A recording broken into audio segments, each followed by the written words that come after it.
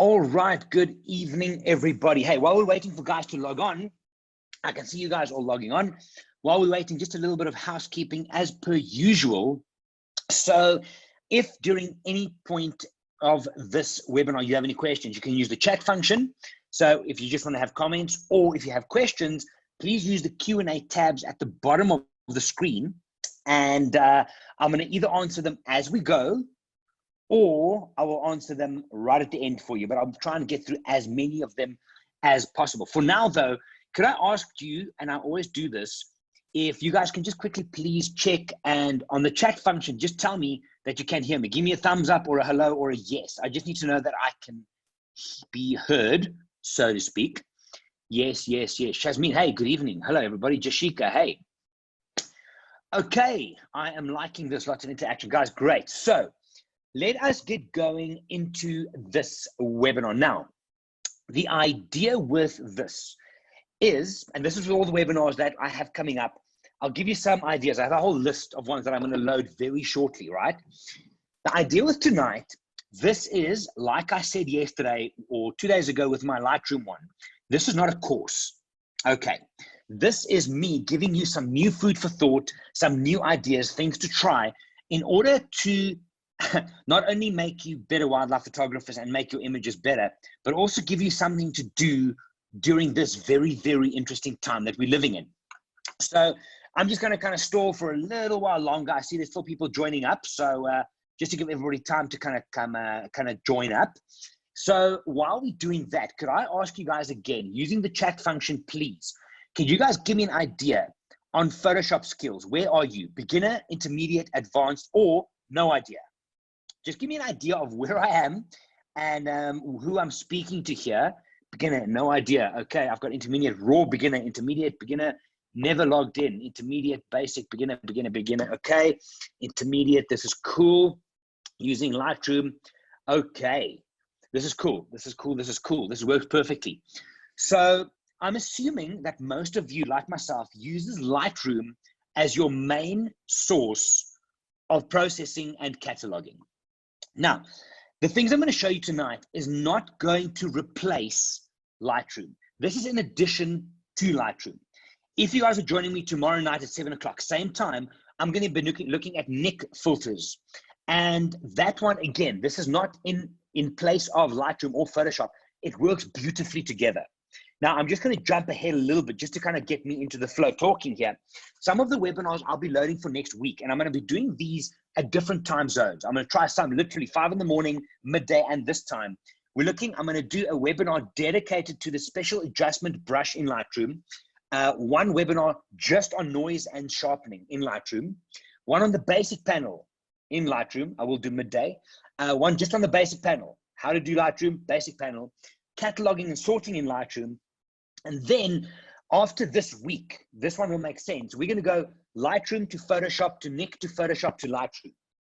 If that made no sense to you, make sure to check in for that one next week, because that is the win of this whole Adobe system. Right. Now, I'm assuming if you, Monique, I'll answer that for you now in 1 second. I'm assuming if you're watching this, you have access to Lightroom and you're probably on the subscription model. Yes. Which means you also have access to Photoshop. Now, there are some things in Photoshop that I prefer doing to my images rather than in Lightroom, and vice versa. However, the ecosystem, Luminar, we can talk about. The ecosystem is beautiful. You can start in Lightroom, do all your catalog. You can do your sorting. You can do your B and X if you know my workflow. That's actually another one for next week. I will do that. B and X. Yeah, I'm keeping a running tally here. And you can throw your image around inside this ecosystem beautifully. I'm going to just start from a very basic point here. And I'm going to take an image from Lightroom, like you guys would have seen. I'm going to throw it over into Photoshop. Now, there's 2 ways you can do that, right? I will show you both ways. And then I will show you that if you open a raw file outside of Lightroom and you take it straight into Photoshop, it's actually exactly the same thing. The camera raw function, when Photoshop opens a raw file, it is exactly the same. And I'll show you that now. So, like I said, guys, keep using keep using the chat function. I'll keep an eye on that. Q&A, I'll come back to every time in between, but any questions you have, keep firing them out, and I will make sure to get to them all towards the end. All right, here we go, straight into screen share. I'm going to take you to start off with straight into Lightroom. Okay, let me just minimize this one, and that one can stay there for now. All right, now Lightroom you guys are all familiar with, yes? This we've heard, and you all are pretty switched on with it. Lightroom. So what I have here, I chose a couple of images, all for different reasons, right? This one here is an image. If I show you inside of Lightroom, okay, this is a processed image. I've already developed this one. I can show you the before and after if you like. There you go, right?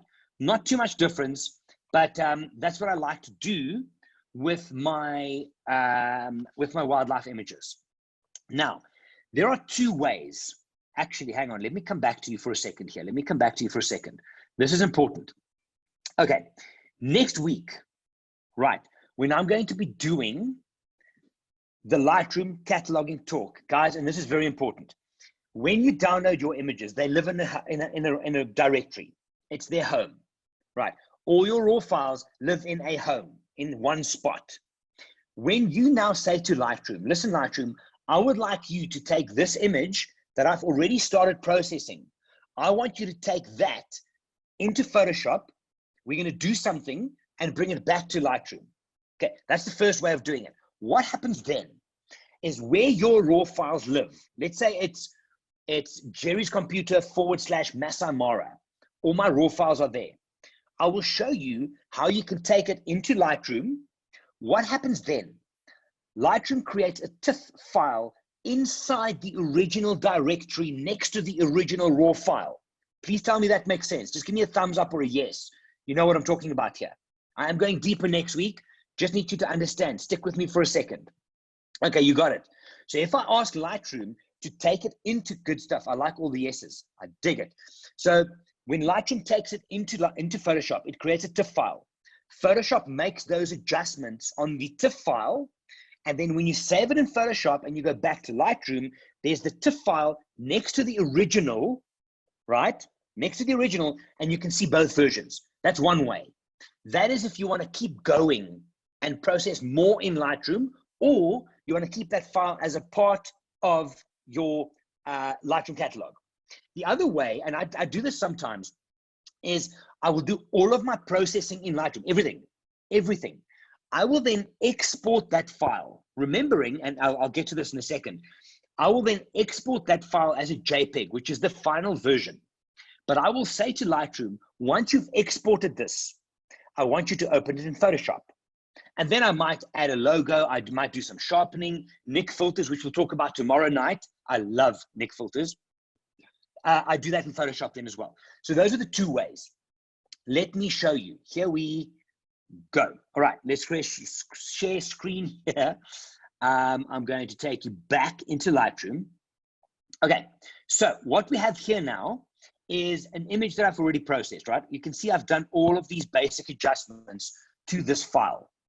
If at this point, I want to take this image and tell Lightroom, let's take this to Photoshop, we're going to do something to it, and then bring it back to Lightroom. This is how you do it. You right click on the file, you go down, you say edit in.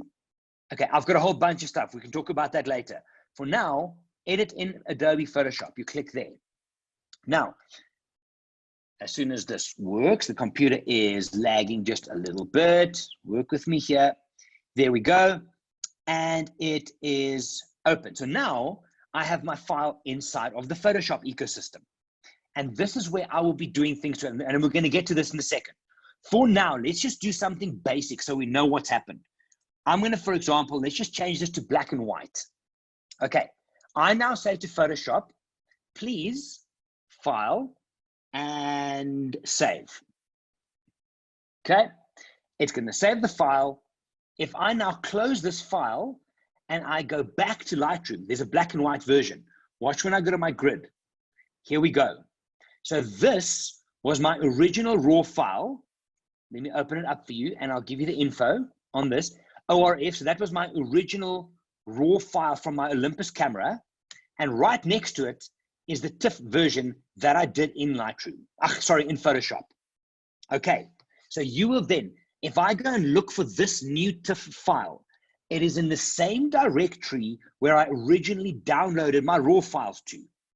Okay, I need you guys to talk to me now quickly. Tell me that you understand what I just told you. That is just the ecosystem of how this moves along. Okay, that is how it happens. That's easy, right? This is just a way for us to throw images around. I'm going to quickly show you the second way now that you can do it. Now, if you're going to do advanced editing on your images, and when I get to all of these webinars next week, right, we are going to go there. We are going to go there, right? But I'm going to show you the other way now, that if you do most of your work in Lightroom, and then you want to do just something small, like let's say sharpening inside of Photoshop, this is how you do it. Screen share starting in 3, 2, 1. Here we go. So let's now say, for example, I'm going to use this, let's use a different one. Let's use Dixon, for example, right? This was one of my most special moments. I was in Central Park, New York with Dixon, snowing in Ishuka. It was a thing of beauty. All right. Now, I have already edited this file, I think. No, I haven't actually. So let's just do something to this so you guys can see we've processed. Let's push the reds a bit, more contrast, make it brighter, whatever the case is. Okay, so let's say I'm happy with this. If I now am going to save this as a JPEG and I just want to do a few small touches inside of Photoshop, this is what you do. You're going to right click. There's many ways to do this. Export and export. This is like you normally would go it. Now, I'm going to just put this on my desktop for now. I'm going to call this, let's do Dixon is awesome. Right, come down, down, down. This I will discuss at another time. Remember that we're not doing a course here. But the interesting thing is here, post-processing. After export, open in Adobe Photoshop 2020. What's going to happen? Lightroom is going to save this file with all my adjustments and then open that JPEG file in Photoshop. Watch. Boom. Now this is happening. You can see here exporting one file. And we are back. My screen does this sometimes. Let me just get that there inside of Photoshop, right? So I've now got, this is now my JPEG file that I have done out of Lightroom, and now it's in Photoshop and I can do something with it in here. Okay, now remembering this for me, and this, okay guys, just humor me here, please. Just confirm you understood all of that. That's pretty simple, yes? Okay, just, you got that. Okay, thumbs up, yes. So those are the two ways that you can go. I'm saying someone can't see the Photoshop window. We can do that. Oh, my hat, JPEGs file, we'll get to all of that. All right, I will check the Photoshop file for you now. Okay, the two ways. You can't either, you're gonna say, right, out of Lightroom. Okay, guys, I've copied that. We'll get to the Photoshop window now. We're going to spend most of our time in Photoshop now. I just wanted to make sure that we understand there are two ways. You can say to Lightroom, take this to Photoshop, do stuff to it as a TIFF file, and then bring it back into Lightroom, and we carry on. Number one. Number two, export the file out of Lightroom. It becomes a JPEG, normally, yeah? And then you can finish it up in Photoshop. Okay, now, here we go.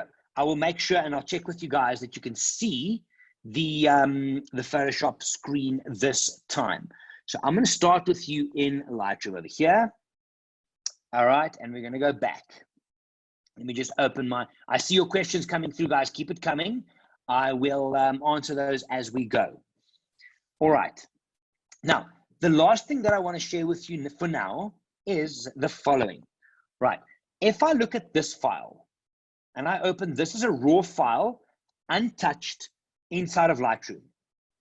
If I take this to develop, you can see these sliders here. Now again, remember, this is not a Photoshop course. We're just flying through this. We're going to get deeper into the webinars as we go, right? If I process this, this is where I will start. And next week, I'm running a webinar just on this. Okay, so normally you would do the black point. I have seen all the emails. If you emailed me yesterday, I will still get that to you. So you would do all your processing over here. Makes sense, the basic panel. Okay, now I want you to watch this. Remember these sliders. For those of you that are new to Photoshop, okay, back with me here for a second. I'm now going to take you to a file that I copied into a directory. It is not, it's the same file, but it's not connected to Lightroom now. So we're going to do the following. I'm going to share the screen with you. Let me go to my desktop. Let me just quickly find this one here. Let me go into Photoshop. Okay, can you guys confirm for me just to make sure you can see the Photoshop screen, please? This is Dixon on the screen. Yes, done. Wonderful, thank you. Okay, so now I'm going to close Dixon and we're in my Photoshop home base. Thanks, guys. Got it. If I now open, I'm going to go File, Open, and I'm going to go onto my desktop where I created a Photoshop file. Watch here. I've got a JPEG file, which we're going to use for something a little bit later, and I've got this raw file. Okay. I'm going to say, open this raw file directly inside Photoshop. Watch what happens. And this is important. This pops up. This is Adobe Camera Raw. This is Adobe Camera Raw. See this on the right-hand side. It is exactly the same as Lightroom. You don't have to be scared of this. The same shortcuts work. So if I'm going to do my black point and white point, as per the videos that I can share with you guys, click. It works exactly the same, right?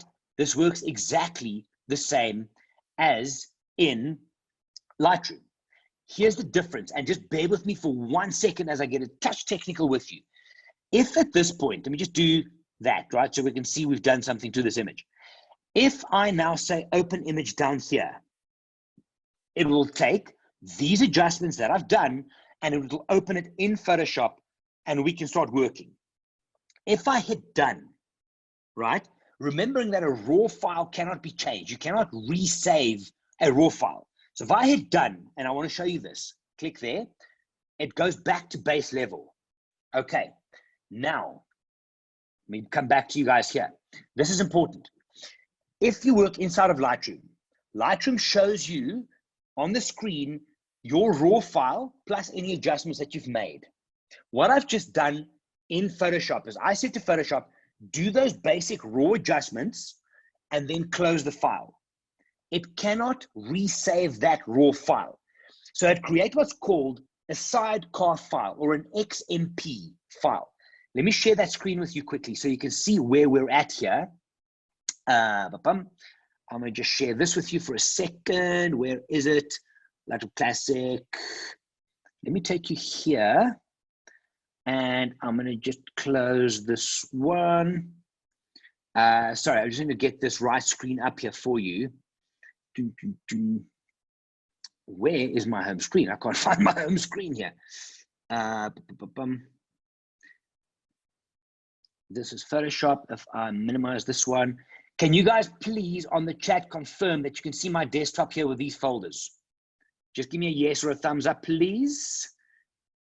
That you can see that. Yes, you can. All right. So that original file that I opened was in this Photoshop folder. So watch what happened here now. This is the original file that I opened, 729042949. Okay. Most can see the desktop. This file, this XMP file here, is the sidecar file. So if I now open this raw file, what you're going to see in Photoshop is this raw file plus that sidecar file equals what you're going to see. Okay, so I'm going to come back to screen sharing here. Stop sharing there. Okay, that's a bit of a technical thing. When I put this out on my Instagram TV, you guys will see all of those screens. I would have recorded the whole thing for you. All right, now, the important thing to know here is that Photoshop is not scary. I've spoken, I know Shazmin, some of us, we've spoken on Safari, and people are like, Lightroom I can do because it's slider-based. Photoshop, scary, right? Photoshop is scary. I'm going to make it as simple as I can for you, but we are going to make it as simple as possible. So we are now going to start. I'm going to share my Photoshop screen with you. Let me quickly open that up. Photoshop there. Close this one. and come back here. Sorry, there's a lot of screens to share here. And I'm going into Photoshop there. For a second, bear with me for now. I'm going to quickly bring you back. Sorry, I'm sharing 500 screens, right? So bear with me for one moment here. I'm going to share with you, first of all, the Lightroom screen, so you know how I get to Photoshop. Okay, the first thing that I want to show you inside of Photoshop is something called Content Aware. This is like magic. We're going to use this image, right? We're going to use this elephant image. I'm not even going to process this in Lightroom now. I'm just going to go straight into Content Aware. So we're going to go right click, edit in Photoshop. Click that. And now this will bounce this image across into Photoshop. Now, before I show you Content Aware, this is one of the, when this came out, right? People were like, oh my God, Photoshop can't get any better. It literally cannot. The technology behind this, and I'm going to show you a couple of uses for this, is literally that you can select a part of an image. So I can select, for example, as you're looking at me, I can select this bookcase here and I can remove it, and Photoshop will replace it with what it thinks needs to be there. So let's quickly just talk ethical. My personal opinion is when I produce wildlife images, I prefer not to remove things. I prefer not to remove a blade of grass over the lion's eye or a bird in the sky. That's me. Each to his own. There's no right or wrong here. It's just what you decide to do. If I create monochrome work, then I will use Content Aware quite heavily to clean it up, because then I've already changed reality, right, from monochrome. So then I can use Content Aware. So the stuff I'm showing you now is pretty damn powerful, and I'm sure you're going to find some uses for this, but let's check this out. So I'm going to share my Photoshop screen with you now. Remember, we threw that elephant image in there.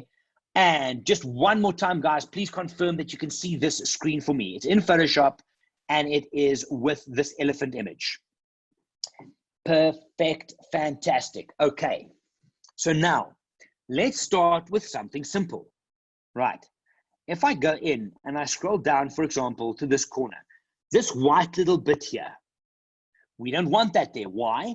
Because for those of you that have done workshops with me, Shazmin, I know you're one of them. What you will know is that the protecting your corners and protecting the outside of the frame is vital. Now, something as simple as that is the easiest thing in the world to remove in Photoshop. And guys, like I said, not a course. I'm giving you ideas to play with. And then as we go deeper, either we can schedule one-on-ones or we can go deeper in the next webinar. You're going to come up to this tool here, which is the Lasso Tool. Now, what that does is you can then click and you can, for example, circle something, right? And that is now a selected area. So all I'm going to do, let's start small here, and I'm going to go in just to show you. I can now say, I'm going to just lasso this little bit. With it lassoed, watch this. I'm literally going to hit delete or backspace on my keyboard. This pops up off the bat. Contents, Content Aware. Now, what Photoshop's going to do is it's going to look at what's inside this selected area. It's going to calculate what's in there that's not in the surrounding area. It's going to create stuff, an algorithm, and all clever kind of background information, and it's going to fill this area. So when I hit OK, it just takes that away and it's gone. Let's try something else. All right, let's go, for example, this big tree thing over here, this little thicket, right? So I then just go, I select my lasso tool, I circle it kind of as closely as I can, up and release. So when I now hit backspace, that comes up and I just hit OK. Photoshop's going to try and take it away. I can then click out. Now I see there's a little bit of color in there. All I do is I do it again. Lasso it again, backspace, enter, done, and it's gone. Okay, now what you guys should be thinking at this stage is, holy hell, imagine the possibilities. I'm going to show you a couple of things, right? I'm going to show you a couple of, no ethics, right? I remove those trees, Shazmin, it's gone. Okay, like I said, this is food for thought. You guys have time at home. Now, play with these things. Create images, make art, make monochrome images, make prints. This is the technology that we have. Okay, there's a time and place for this. You don't have to use this, but I'm showing you how to use it. Let's try, and I'm just thinking about this. Let's go, absolutely. When you're photographing people or you're doing commercial work, you want to, I did quite a bit of commercial photography way in the back where I did lodges. And I might photograph a lodge scene and there was a cable that I couldn't not get out of the scene. I wish I had this technology then. Okay, let me take you back to Photoshop here. Over there. I'm going to try, and to be honest with you, I haven't tried this on this image yet. So let's see what happens if I wanted to remove this elephant out of the image, just to check the technology and for you to remember how this works, right? I'm going to go down to my Lasso Tool. I'm going to draw a little edging around this elephant, kind of not as tight as you have to, kind of just like that. What do we do here? I hit delete and I hit, because content aware, it's going to look to replace the elephant with stuff that's around it. I hit OK, thinking, and click out, it's gone. Okay, that's pretty impressive. The technology is ridiculous. Okay, it is that simple. So content aware is an amazing, amazing thing. Have you created background BG copies? No, I haven't. Literally, this is on the raw file, straight up. Okay, so keep that content aware technology in mind. I'm going to quickly, let's take us back to Photoshop here. I'm seeing your questions, guys. I will get to every single one of them in a little bit. So I'm back here. The cool thing now, I'm just looking at the chat. What have you guys got for me there? Can one see the action taken? All right. So if you want to see your history within in Photoshop, you can go and you can set it up over here on the side. And there's my history. So deselect, fill, lasso. So the fill is content aware, lasso is what I did. So there's the whole history of my entire file since the beginning. If, Alyssa, I click on the top, it takes me back to my original image. All right. And then I can come down and at the bottom, click through at any stage. It's very similar to the history within Lightroom now. Okay. So let me stop there for a second. I'm going to go to Q&A. Any questions thus far? I'm going to quickly see where we're at, right? I'm going to see what happens when you merge photos and close Photoshop. It seems to come back to Lightroom as a TIFF, Carol. Yes, it does come back as a TIFF because JPEGs are destructive files. Every time you open a JPEG, work on it in Photoshop and close it, you're losing quality. So if you do that 10 times, you're losing a dramatic amount of quality. So Photoshop will always merge into TIFF unless you specify otherwise. Paul asks, in your workflow, when do you add your watermark, Lightroom or Photoshop? Paul, great question. That's actually something for me for next week that I'm going to put in. I normally do it straight out of Lightroom. So I've got a preset in Lightroom when I export. I've created a little PNG graphic that as soon as an image gets exported out of Lightroom, it automatically puts my logo on. I have got an action inside of Photoshop as well. Paul, you'll know what that means, I'm assuming. So yeah, but I prefer Lightroom. It's just an easier stop for that. Drew asks, I have both Lightroom and Lightroom Classic. Which is the one I should be using? Okay, Lightroom Classic is the one we all know, right? It's the one we all know. Lightroom CC is the one that they're trying to move towards. I spoke to the guys at Smug Mug last year when I presented there, and there was a big drama happening because Adobe wanted to move towards CC. Lightroom Classic is the one. So for now, I would suggest CC, more powerful for me, links easier, but there is a link between all of them. Slightly more advanced. Drew, if you have more questions, get hold of me direct. We'll do a one-on-one, right? Jock, if you blow the picture up, can you see the change? Haven't used this tool much. Cool. Jock, what we'll do in one of the next question images, I will do exactly that. We can go deep into the picture and see. Carol says, my Photoshop looked different. I need a very basic course to show you how to get what you have. Okay. I'm going to quickly just answer Carol's question before we go deeper here. Carol, what you can play with, right? This here is a general layout. If you go up to Photoshop and you go View, Window, Arrange, and Workspace, here you can select different views and versions of Photoshop's layout.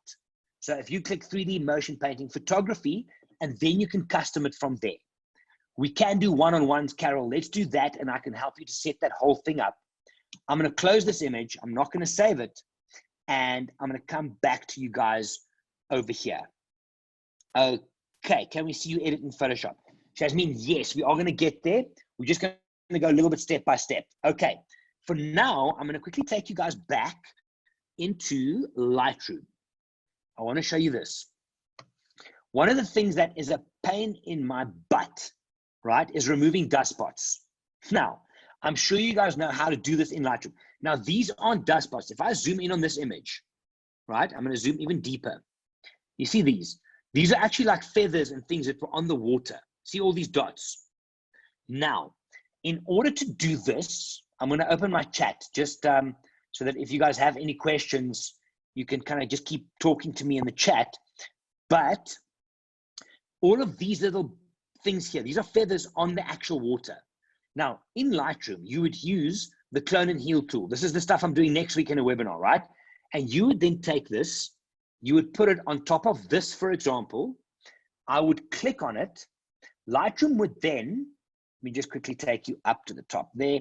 Lightroom would then take a piece from here and replace it on there. Got it? I'm going to say that again. If I wanted to remove this in Lightroom, in Lightroom, I would click on it. Lightroom would then select another piece that looks similar and put it on top of that. If you start doing a lot of them, you can sometimes end up with circles that you can actually see the circles. Okay, now I'm going to undo everything I just did. Heal or clone in Lightroom. I normally use heal. Cloning is for more definite colors, but Fiona, we can dig deeper into that as well. What I'm going to show you now, though, trumps both of those. Sorry, I said trump. I promise not to do that again. Joke, guys, it's a joke. Okay, so I'm not going to take this image, right? I'm going to take this image into Photoshop to show you how easy spot removal is in Photoshop. So right click, edit in Photoshop 2020, bounces. Okay, so while that's happening on my side, it's just taking its sweet time. I'm going to quickly come back to you here. So what I've done now, okay, the clone and heal, the spot removal tool in Lightroom is great. If sometimes you have a graduated sky, for example, you have this beautiful Mara sky, which goes deep dark to light, and you start doing spot removal, right? You get dust spots when you shoot very high apertures, but that's a different discussion. Ask me questions if you don't know what that means, right? If you start cloning and healing in the sky, you often see the actual circle that Lightroom leaves, right? Okay, sorry, Alyssa asked what the shortcut, Command Z or Control Z in Lightroom does undo. Okay, so you sometimes see that in Lightroom because it replaces on top. It replaces on top. Now, I've taken that same image, I've undid all of the changes. What's going to happen now inside of Photoshop is there's a spot removal tool. Now, remember that technology of content aware where I select an area, I hit backspace, it calculates algorithms and basically builds up the pixels to fit the surroundings. That is how it works in Photoshop. So check this. I'm going to share my screen with you straight into Photoshop. Guys, just one more time, please. Can you confirm that you can see this? Just want to make sure. You should be in Photoshop and you should be seeing my flamingo. Done. All right. Now, this is what we're going to do. So you can, if you have a lot of time on your hands, you can use the Lasso tool. Let me zoom you in here quickly. And for example, if I want to take away this, I can go like that. This is the content aware way, delete, enter, and it'll take it away. But this is much easier. On the left-hand side, if I scroll down, I've got this here, spot healing brush tool. Now, this makes, and I can open up the size of this like I can in Lightroom. The shortcut key in Photoshop to do this is the 2 square brackets. So open it up and close it down. So I'm going to leave it kind of there, right? Literally all I do now, I'm going to click on this once, and it basically can't enter where that area. Click, click. See how fast we can go here? Click, click.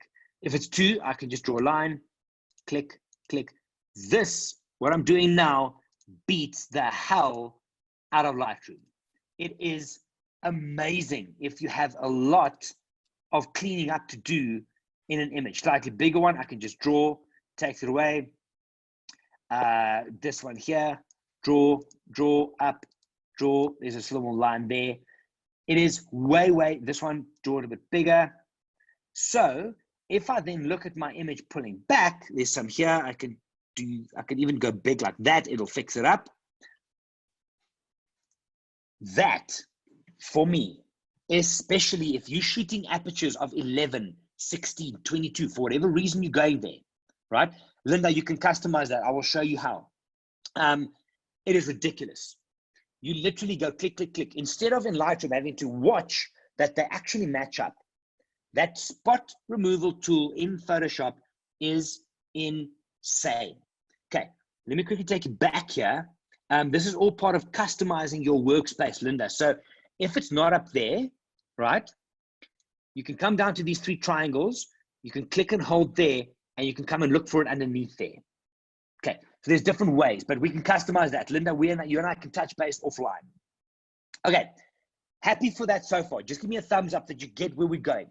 Content aware, you can select a big area, you can take it away. You can then, on the spot removal tool, use those single spots, which is brilliant. Brilliant to remove spots. I've got some images from Iceland. I'm not even going to show it to you because I'm embarrassed, right?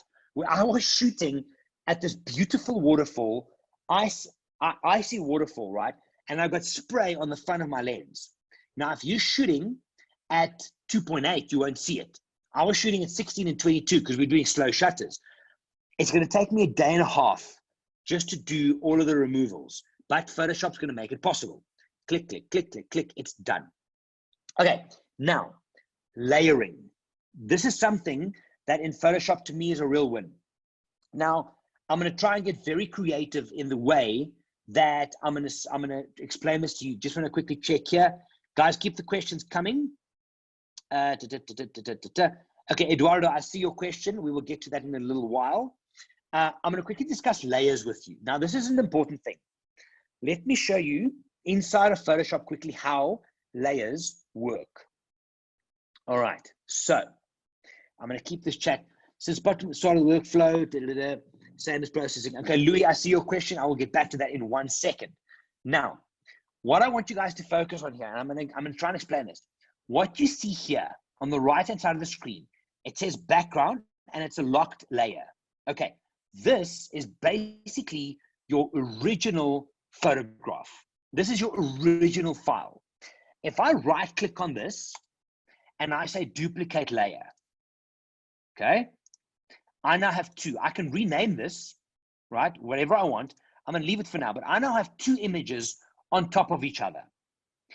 If I do something to the top one, right, let's do something to it. For example, let's make it black and white, for example, now. Okay, this adjustment here is now another layer. This applies to everything underneath it, right? For the purposes of now, right, I need to kind of simplify this for you. How can I do? Let me just quickly link those 2 together. And I'm going to merge. Don't worry about what I'm doing now. We can talk about those 2 later, right? So what I've got now is I've got my original image underneath, and I've got a black and white version on top. Happy so far? Basically what it is this. And just bear with me for a moment here. I have a Scotch whiskey with me because I love my Scotch. Okay, Shazmin, we can talk. What you've got, this is the original image. This is the background file that's locked, the image, right? When you create a layer, you're putting another image on top of it. So if you look from the top, you can only see this, my new image. Making sense? Just give me a thumbs up here. I'm trying something new. So you're seeing this, you're not seeing the underneath layer. Makes sense.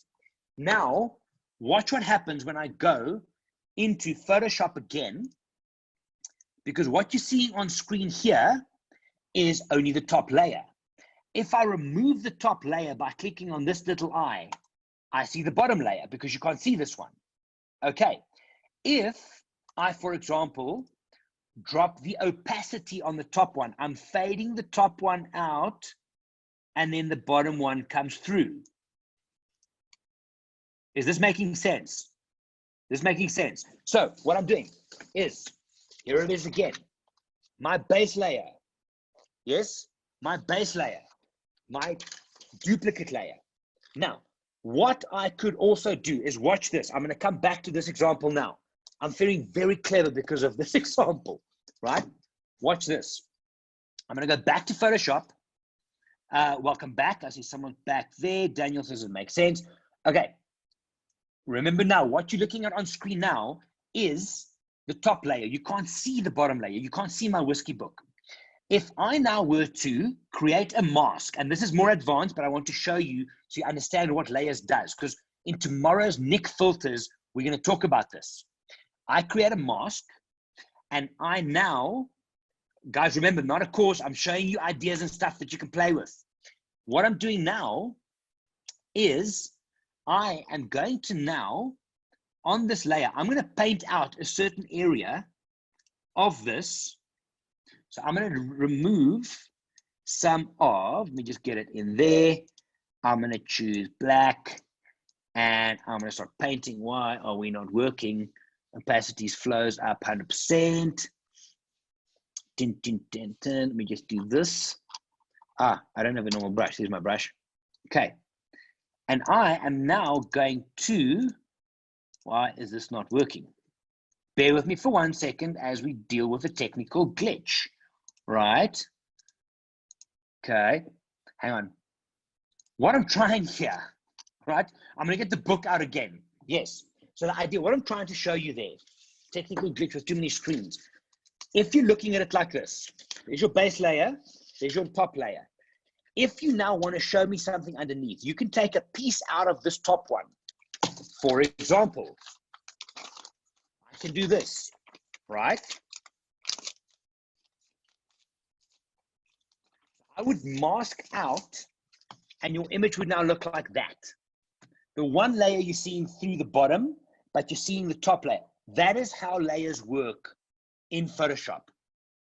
Please tell me that makes a little bit of sense. Layers, it is golden. When you get to things like sharpening, and you can then start fading things out, that is where the magic starts happening. Okay, I'm going to quickly just go back to this one, and I want to see why it didn't play with me. I am going to undo that.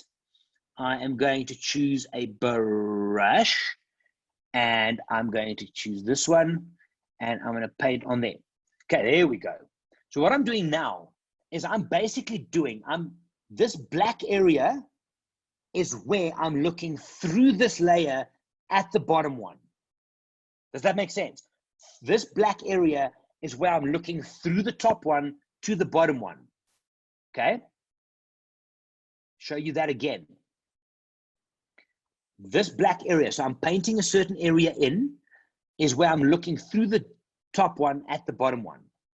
If I undo it again, I'm painting on the top one. So I'm erasing the top layer to look through at the bottom one, i.e., right? Looking through to the bottom. You delete some of it so you see the bottom. Okay, guys, slightly more advanced, but very valuable.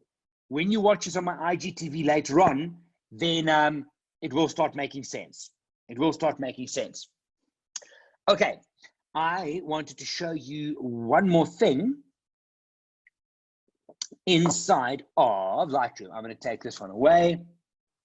I'm going to close this file, go and save, and I'm going to share my screen with you now. We're going back to Lightroom for a second here.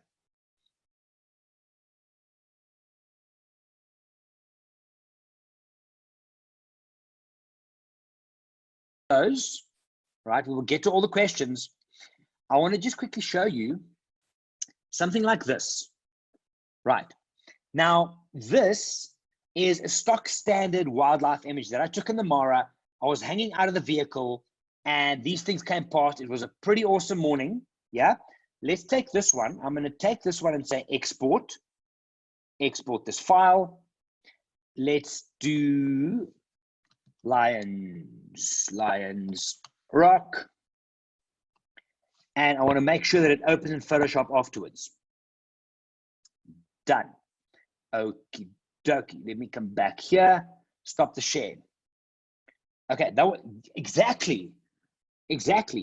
Simon, you remember that. Big Cats and Tuskers. It was up close to governors, 100%. So that image for me has a couple of things that we need to work on. So I want to show you content aware in real terms, how you can use it to fix images instead of changing the content. So here we go. I'm going to share Photoshop with you now. So let's go in here. Stop there. Okay. So a couple of things that bothers me. Let's just try this.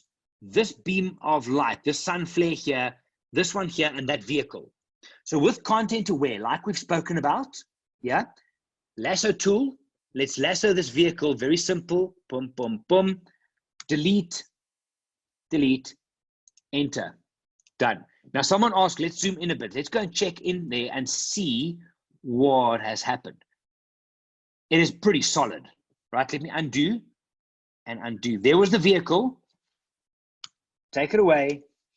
The algorithm is pretty ridiculous as to how it actually makes it work. Okay, let's come across. This sun flare, for example, I don't want that necessarily, so I would do that. Backspace, sorry, let me just get in there. Circle, delete there. Content aware takes it out. Maybe this one, backspace, delete. Can you guys see how quick this is? Delete, back, there. If I now pull back, right, cleaner image, literally just like that. It is pretty amazing what you can do just to clean up normal wildlife images. Now, for me personally, that would not be changing the image. Dust spots, sun flares, vehicle, okay, vehicles arguably, right, that's a thing, but it's phenomenally powerful. Let us just, for shits and giggles, because we can, let's see if we can take out this little cub, just to test it. I just want to test what this thing can do, right? So those are easy to remove. See these baby cubs at the back here? So again, if you want to get rid of those, you would do one, backspace, in there. Let's do these two together. There, done. Okay, so this one's a bit dodgy because it's a bit smudged. You can do it again, and then it generally fills with something better. Let's try this. I just want to try this just because we can. Just because we can. So here I need to be a little bit more careful. Let's see if we can edge this. Okay, not sure what's going to happen here. Let's have a look. Delete, enter. Okay, so it's a bit dodgy, right? So let's do that again. Backspace, delete. And you can just keep on. Okay, so if you zoom out, obviously the more time you spend. Got it? I'm not saying that you should now rush right out and go and change all your images. I'm not saying that. I'm giving you a new tool. For example, if we go to Madikwe, for example, Madikwe has this power line that runs right through the middle of the park. Sometimes you have an amazing scene, but you just want to get rid of that. This is the easiest way to do it. It is really amazing to do. Let's get to some questions. I'm going to come to your questions right now, and let's see what we have, and then we'll do one or two more things. Okay, color grading. Color grading for wildlife, especially talking about color temperature and when it's too much warmth. I prefer to do that in Lightroom, and Eduardo, I will include it when I get to the special adjustments next week. I've got 5 webinars next week that we're going to look at these things. So I will touch on that a little bit outside of the scope here, or send me a direct message and we can start talking from there. Stefano, what is your favorite sharpening technique? Okay, I'm going to show you sharpening inside of Photoshop. Next week, noise and sharpening is a standalone webinar because they go very closely together, but I will show you that now. Paul asked, are you going to cover masking in any of your webinars? I probably will. As these keep going, we go deeper and deeper and deeper, right? So we will do that. For black and white conversion, Lightroom or Photoshop, Alyssa asks. Okay, Alyssa, you need to make sure you're signed up for tomorrow's webinar on Nick filters. If you're going to go monochrome, you have to use silver effects. And I'm going to show you how to do it. Start in Lightroom, bounce the image to Photoshop, do silver effects here because it's way more powerful with masking, and then bring it back to Lightroom. That's going to be the role. You want to make sure. I think tomorrow's one was almost full. Go now. Go, no, not now. Wait. Afterwards, go and sign up. But I prefer Lightroom into Photoshop, into Nick, and then back. Amy, would love more help with masking, but I understand it may be covered later. Okay, guys, officially just now, it's happened. I will do a masking webinar next week. Done. I will schedule that later on. That's there. Any shortcut to compare before and after in Photoshop, like what we do in Lightroom? Good question. Let's check that out. Okay, we're going to the chat quickly just to make sure we're staying on top there. Perfect, thanks. To sharpen, I like this knife thing that works well. Yes, clever. Do you use color schemes and how? Heard about them, but don't really understand. Okay, Capuchin. It is a part of the new Lightroom system at the top. Again, a little bit outside of the realm of this. When I do the special adjustments in Lightroom next week, make sure I'm loading those tomorrow morning. Sign up for that, and we will look at the color adjustments and the color schemes as well. All right, so that's done. You signed up. Okay, that's cool.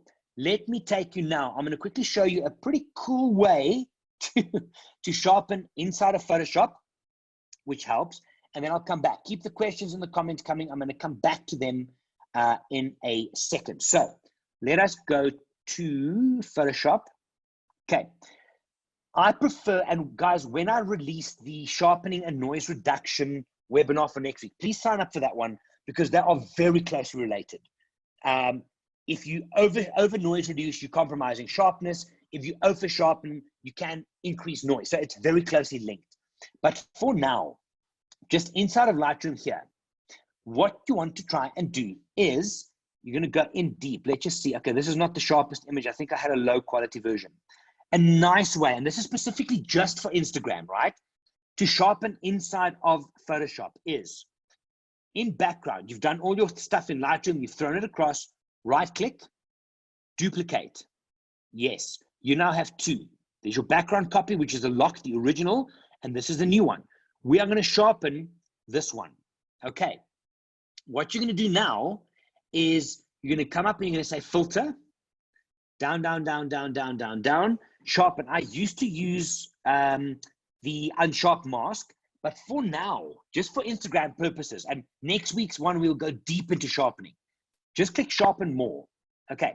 If I go in, and I hope you guys can see this, if I undo the top one, that's unsharpened, that's sharpened. Again, let me give you more grass here to see, sorry. I'm going to give you more grass to look at. So this is, come on, man. I know I can do this. I know I can do this. Right, here we go. So that is unsharpened and sharpened. Unsharpened, sharpened. The sharpen more function filter here is ridiculously effective. But the cool thing is now is if you feel that this is too much, what you do is you just drop the opacity on the top layer so you can actually see through. Watch here. I'm going to slowly watch what happens to this grassy area here as I drop the opacity all the way down to 0 and then up. Can you guys see that? So you can then use the opacity to slide up and down in order to get the amount of sharpness that you want. And then you can mask out certain areas like the grass only to sharpen the line. So well, who asked that? I think Mandeep, you asked that. I hope that one helps. Who asked that? To do the sharpening. So that would be sharpening inside of Photoshop, right? The last thing I want to show you quickly, I'm reading all your comments, guys. Thank you. I'm on it. I'm on it. I'm on it. That's cool. I like some of those. Last one I'm going to show you in Photoshop now is, let me take you back there. Okay, is how do you see a before and after? So if you want to know where you're at. So I'm going to do a actually, let me give you a quick test drive, if you will, of tomorrow's webinar.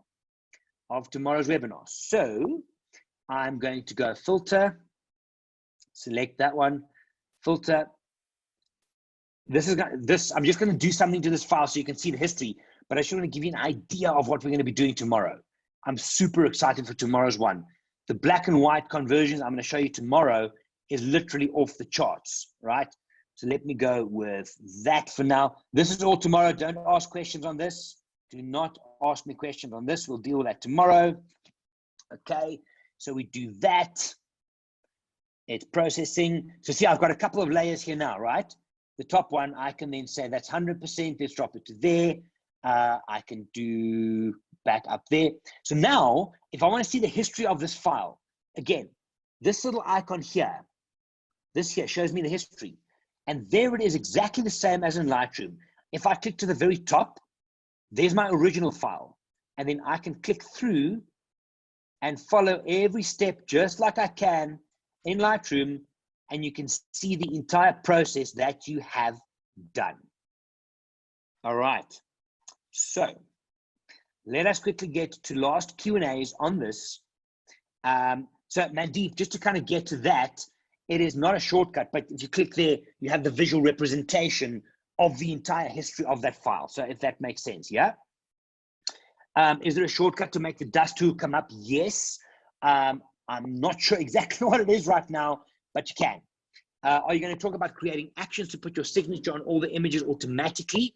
Ida, I will do that. I will actually do that. That's a great idea. So maybe one on watermarking, and we can look at how to watermark in both Lightroom and in Photoshop. So I'm going to just make a note of that. It's a great idea. Linda, I see your comment as well, and I will get to that. Kenton, I see yours. Can't find it, back to it, help. Any shortcut to compare before and after, we've done that. For the Nick tomorrow, you can go to my Instagram story right now. It's on there. You can swipe up and do that. Remember, all of this gets saved onto my Instagram TV later on. So you can go and rehash this. Let's quickly go through the chats here just to make sure we're not missing anything. Okay, what time tomorrow? Same time. Same time. Can you undo just one action? Yes. So if you want to undo, you can do Command Z, same as there. Linda, we'll talk about yours. Kenton, I see yours. Thank you. That's pretty cool. Okay, that is cool. I think that is it. Okay, we've got a couple more questions here. Louis, I've got a lot to do and learn between 2 and 8 in the morning. Thank you so much. Guys, I've got a lot more webinars coming up. Stay tuned, loading all of them tomorrow. I'm asking questions here, off-topic question. Your thoughts about the pandemic and how this will affect travel to Africa this and next year. How much time do you guys have? It's a big one. I have got a podcast out that I put out about 4 days ago on that. I will probably be redoing it again early next week or end of this week, because it's literally changing all the time. Literally day by day. We're dealing with this day by day, how we travel, when we travel, where we're going to travel. So there are a lot of thoughts on that, Eduardo. Go and look at my feed, find the podcast on that, but I will try and redo that as well. We might even do a Q&A on that and see how it goes. Where can we see all the webinars that you're doing next week? Please, I'll be loading those to the Wild Eye SA Instagram tomorrow, and we're also creating blog posts with all of that. Before you sign off, can you tell us where and when we can see these on Instagram? Pam, I'm not sure yet. I'm downloading every single one, not just mine, all the guys I'm pulling down. I am going to send that to them, and we'll probably load them over the weekend, and they should be available online early next week on the Instagram TVs. I'll share that out. Alyssa, do you prefer Lightroom or Photoshop for sharpening? A bit of both, actually. I do majority of it in Lightroom, but sometimes, especially for Instagram, Photoshop does work. And in next week's one, which is literally noise reduction and sharpening, I'll cover both of those. Kenton, I see all of yours. I'm liking all of that. Can you undo a previous action like taking back the cub, but keeping all the other actions? Yes, so what you do is, if your steps went, I'll do this, and this is the last one.